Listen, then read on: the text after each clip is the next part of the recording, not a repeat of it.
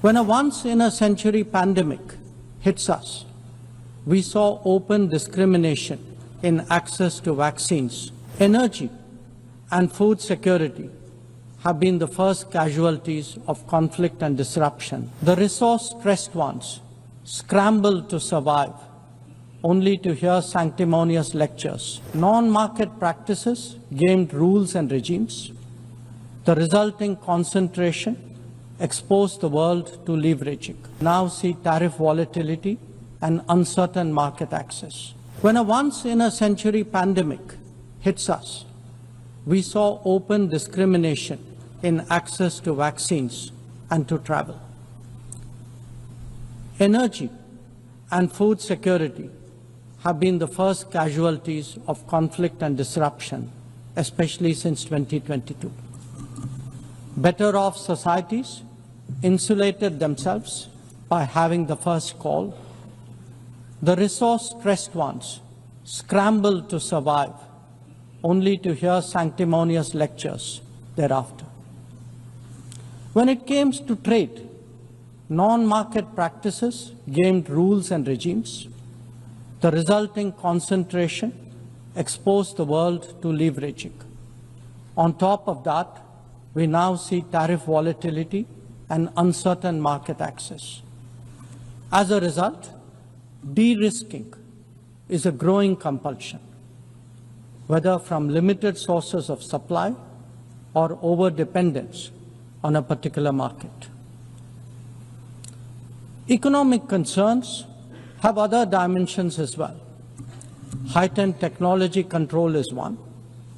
The grip on supply chains and critical minerals is another. The shaping of connectivity is no less sensitive. Protection of key sea lanes has become a challenge. Restricting the evolution of a global workplace is an issue. Each makes a compelling case for more international cooperation, not less. But are we really headed in that direction? And where has the UN actually made a difference? Madam President, as members of the UN, we meet here as sovereign equals. That is not a formalism, but a recognition of the inherent diversity of our world. Understandably, we have different history, traditions, heritage, and culture. For them to coexist, for them to enrich each other, it is imperative that we foster understanding and respect.